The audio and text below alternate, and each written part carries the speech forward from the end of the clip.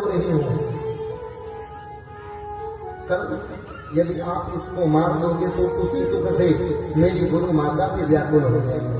तो मैं नहीं चाहती हूं कि जैसे मैं तड़प रही हूं वो मां भी तड़पे, इसलिए इसको छोड़ दो। भीम आदि बलवान खड़े थे, वो कहते हैं कि मैं छोड़ूंगा नहीं, मार दूंगा इसको। धर्मराज जी से पूछा जाता है युधिष्ठिर जी से, भैया क्या किया जाए, मारा जाए या छोड़ा जाए? धर्मराज जी भी कहते हैं कि पुत्रों का हत्यारा है, छोड़ना उचित नहीं है, परंतु गुरु पुत्र है, ब्राह्मण है, मारना भी उचित नहीं है। कृष्ण जी भी इसी बात का समर्थन करते हैं। भीम आदि बलवान कहते हैं देखो, दोनों तरफ की बात नहीं होनी चाहिए, एक बात कहो, मारना है या छोड़ना है। यदि मारना है तो अभी उसको मार देंगे। कन्हैया कहते हैं कि मारना छोड़ना ये आप समझ सकते हैं।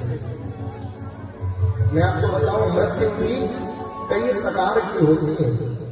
मृत्यु जो होती है कई प्रकार की होती है। एक तो शरीर छोड़ दिया वो मृत्यु, एक मान भंग हो गया वो भी मृत्यु है। मृत्यु कई प्रकार की होती है। मैंने आपको परसों की कथा में बताया था कि जीव जो है ना, इस संसार में नित्य मरता है। कुसंग यदि हो गया, कुसंग संग अच्छा है तब तो कोई बात नहीं, यदि संग गड़बड़ हो गया, मां भक्त है और घर में बहुरिया पढ़ी लिखी आ गई, तो फिर वो मां रोज मरेगी, रोज जीवित होगी। हाँ, पिता भक्त है, कुलक्षणी हो गया, उसमें कुलक्षण हो गए, पिता लक्षणवान है, तो वो पिता नित्य जीवित होता है और नित्य मरता है। क्योंकि जिस पिता का मान रहा हो उसी के घर में पुत्र नित्य गलत कार्य करके आता हो तो वो पिता नित्य मरता है। इस प्रकार मृत्यु कई प्रकार की होती है। आज अर्जुन मेरे प्रभु की बातों को समझ जाते हैं तो अश्वत्थामा का सर्व बनवा देते हैं, कालिक पोत देते हैं मुख में और गधे पर बिठा करके पूरे नगर में उसका जुलूस निकाल देते हैं। नगर में पूरे भ्रमण करा देते हैं कि ये पुत्र का हत्यारा है, इससे कोई बात नहीं करेगा। अश्वत्थामा के प्राण तो बच जाते हैं परंतु कीर्ति सब नष्ट हो जाते हैं। अश्वत्थामा प्राण बच गए तो आगे बढ़ करके सोचता है कि तुमने मुझे छोड़ दिया, तुम भले ही मुझे छोड़ सकते हो परंतु मैं तुम्हें नहीं छोड़ सकता। ध्यान लगाया, ध्यान लगाने के बाद उसको पता चला कि अर्जुन का पुत्र था अभिमन्यु, जो महाभारत में मारा गया था, और उसकी पत्नी है उत्तरा, उसके गर्भ में पुत्र रत्न है। इसलिए उसने पुनः ब्रह्मास्त्र का संधान किया और उत्तरा के गर्भ पर चला दिया। जैसे ही ब्रह्मास्त्र उत्तरा के गर्भ पर चलता है, उत्तरा रोने लगती है, भगवान से निवेदन करती है, प्रभु आप ही कृपा करेंगे,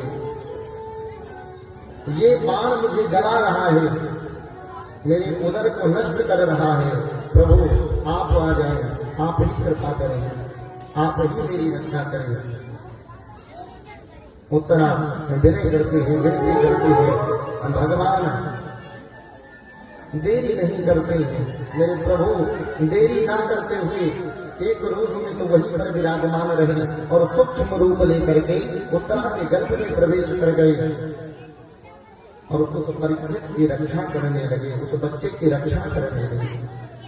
अपनी गदा को कितनी तेज से घुमाया तो उस ब्रह्मास्त्र का जो तेज था खत नष्ट हो गया। भगवान ने आज उस गर्भ की रक्षा करी और रक्षा करके पुनः वापस आए कुंती मैया ने देख लिया कि आज एक स्वरूप यहाँ है, एक ये वहां गए हैं, मेरे कुल की रक्षा करी, मेरे कुल की रक्षा करी है, मेरे कुल के चिराग की रक्षा करी है, कुल के उजियारी की रक्षा करी, कुल के दीपक की रक्षा करी है। कुंती मैया पहचान गई और प्रभु से निवेदन करने लगी कि प्रभु आप मेरे भतीजे नहीं भगवान हैं। कन्हैया कहते हैं भगवान कैसे हैं? बुआ हम तो आपके भतीजे हैं। कुंती मैया कहती हैं आप भतीजे नहीं भगवान हैं। सबने मान लिया कि कन्हैया भगवान है। तो जब सबने मान लिया तो कन्हैया कहते हैं अच्छा मैं भगवान को मानो जो तुमको मानना। सर्वप्रथम युधिष्ठिर महाराज धर्मराज जी आए, उन्होंने मांगा कि प्रभु मैं आपसे सिर्फ एक ही वचन चाहता हूं, क्या प्रभु कभी मेरा वचन झूठ ना हो, मैं कभी झूठ ना बोलूं।